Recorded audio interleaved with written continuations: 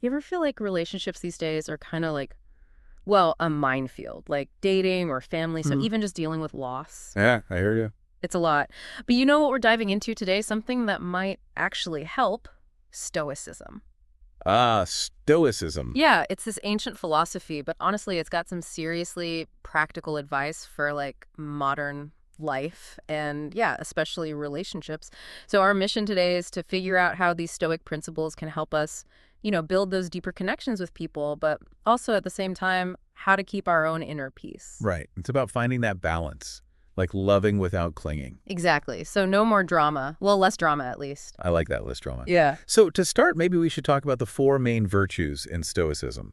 They're kind of like your guidepost for any relationship. Okay, lay it on me. What are they? Right. So first, you've got wisdom, really understanding the situations of the people involved, not just jumping to conclusions. Makes sense. What's next? Then there's justice. It's about being fair, doing what's right in the relationship, Mm. holding up your end of the bargain. Okay, so wisdom and justice. I'm following. What else? Now, this one might surprise you. Courage. Courage. I thought that was like more of a battlefield thing. You'd think so, right? But in relationships, courage is about being vulnerable, being committed even when things get tough. Wow. Yeah, that's actually really insightful. And finally, we have temperance. Temperance. It's about balance, keeping your emotions in check. Yeah, So they're helping your relationships, not like hijacking them. I love that. Okay, so those are the four virtues: wisdom, justice, courage, and temperance. Got it. But how do we actually like put these into practice, especially when things get messy? Well, that's where this core Stoic idea comes into the dichotomy of control. Dichotomy of control sounds intense. It's actually pretty simple. It means some things are totally up to us, like our own thoughts, our actions. But then there's a whole bunch of stuff that's totally outside our control, like other people's feelings, their reactions, their choices. Especially in relationships, we tend to try and control those things way too much. Oh my gosh, yes. I am so guilty of that. It's so common. But when you really grasp this idea, you start to focus your energy differently. You realize you can't micromanage someone else's happiness, but you can be the best version of yourself in that relationship. You can bring your own kindness, your support, your understanding. So it's about focusing on what we can control, our own side of the street. Exactly. And that right there, that's a huge part of what the Stoics call our duty in The relationship. duty. Like we have an obligation to be a certain way. In a way, yes. But it's not like a burden. It's more like an opportunity. See, the Stoics believe we have this duty to be just to be kind, to offer support to the people we care about. And by fulfilling that duty, we're actually practicing those virtues we were talking about before. It's just like built-in practice for being a better person. Exactly. Plus, the Stoics were really big on the idea that we're social creatures by nature. So connecting with others in a positive way is part of who we are. Okay, I'm starting to see how this all fits together. But I gotta ask, how does Stoicism view love? I mean, it's gotta be more than just, keeping your emotions in check. Well, it's definitely not all hearts and flowers and grand romantic gestures. So what is it?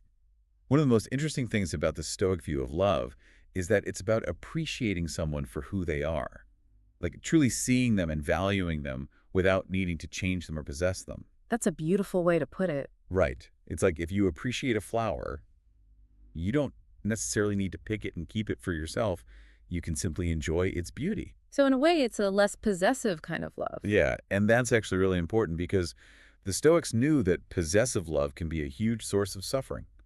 When you cling to someone too tightly or try to control them, you set yourself up for disappointment. Oh, totally. I've definitely been there. So, Stoic love, it's about recognizing someone's inherent worth, respecting their autonomy, their freedom, and it's a conscious choice. It's about choosing to act with kindness, with empathy, with gratitude. So it's not just a feeling, it's an action. Exactly.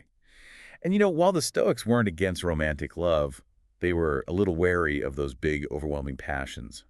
They felt like those could sometimes cloud our judgment, lead us to make decisions we regret. I mean, that makes sense. When you're super caught up in those intense emotions, sometimes you don't think straight. Right.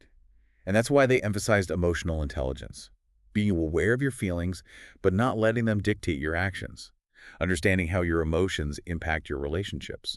Okay, so this is all great for like long-term relationships, but what about dating? Dealing with things like ghosting and rejection. Doesn't that just make you want to throw stoicism out the window? It's tough, no doubt. But that's actually where the dichotomy of control comes in really handy. Really? Think about it. When someone ghosts you or rejects you, that's their choice. It's outside your control. You can't force someone to like you or to behave the way you want them to. Oh, it's so true, but it's so hard to remember that in the moment. But the Stoic approach is to say, okay, this happened. It sucks, but what can I control? And that's your own self-worth, your own actions. So instead of getting caught up in the why and the how dare they, you focus on yourself. Right. You say, okay, maybe this wasn't the right match.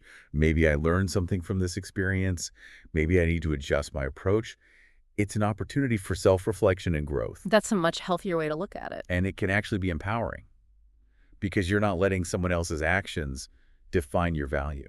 I love that. Okay, so we've talked about dating, but what about those super close relationships, our family? I mean, those can be the most rewarding, but also the most challenging. How can Stoicism help us there? Family's a big one for the Stoics. Mm-hmm. They placed a lot of emphasis on fulfilling your familial duties with virtue.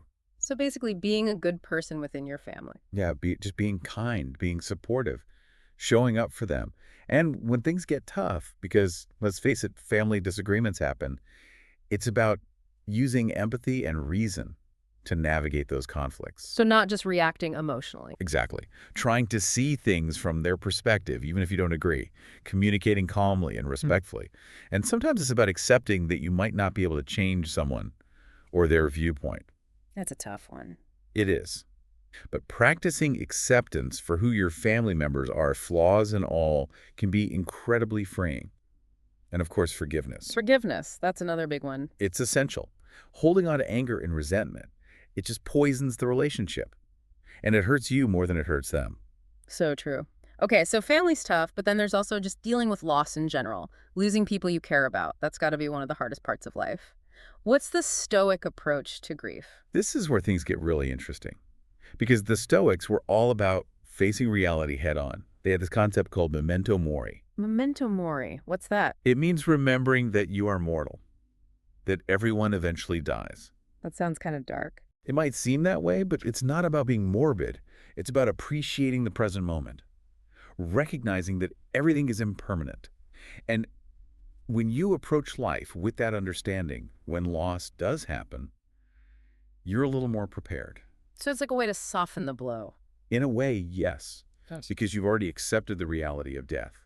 And when you're grieving, the Stoics would encourage you to process your emotions through reason, to be grateful for the time you had with that person, to honor their memory without letting despair consume you. It's beautiful, but how do you actually do that? I mean, when you're in the midst of grief, it's hard to think straight. It's not easy, Yeah. but remembering that grief is a natural part of life can help. And focusing on what you can control, your own thoughts, your own actions, can bring a sense of peace. So how do we take all of this Stoic wisdom and actually use it to build better relationships? Like, what are some practical steps we can take? Well, first and foremost, it's about self-awareness. Paying attention to your own emotions, your own reactions. Learning to manage them instead of letting them control you. So emotional intelligence. Exactly. And another big one is communication. Really listening to the people you care about, trying to understand their perspective, practicing empathy. And setting boundaries, I imagine. Absolutely. Protecting your own well-being is crucial. You can't pour from an empty cup. Yeah. And make a conscious effort to cultivate gratitude. Appreciate the good things in your relationships, even the small things. Gratitude is huge.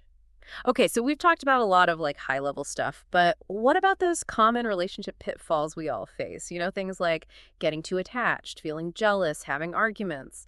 How does Stoicism address those issues? Well, attachment is interesting because from a Stoic perspective, it can actually lead to suffering. Because you're essentially making your happiness dependent on something you can't fully control another person. So it's about finding that balance again, loving without clinging. Exactly. And jealousy often stems from that same desire to control. It's about insecurity and fear. And conflict, that's a big one. Definitely. But the Stoic approach is to try and navigate conflict with reason and empathy, to step back from the heat of the moment and try to understand the situation objectively. So not just reacting emotionally, but trying to see the bigger picture. Right. And remembering that everyone is going through their own struggles. It doesn't excuse bad behavior, but it can help you approach the situation with more compassion. This has been so insightful. It's amazing how these ideas from thousands of years ago are still so relevant today. I know. It's really powerful stuff. And at the end of the day, it all comes down to focusing on what you can control: your own thoughts, your own actions, your own responses, and choosing to approach your relationships with wisdom, justice, courage, and temperance. Those four virtues, I'm definitely going to be thinking about those a lot more. I think we all could. So for you listening out there, here's a little challenge. Think about one of your closest relationships, and then ask yourself, how could you apply just one of those Stoic virtues this week, whether it's wisdom, justice, courage, or temperance? And how might that shift the dynamic of that relationship? Just something to ponder. It's a great experiment. Thanks for taking this deep dive with us. We'll see you next time.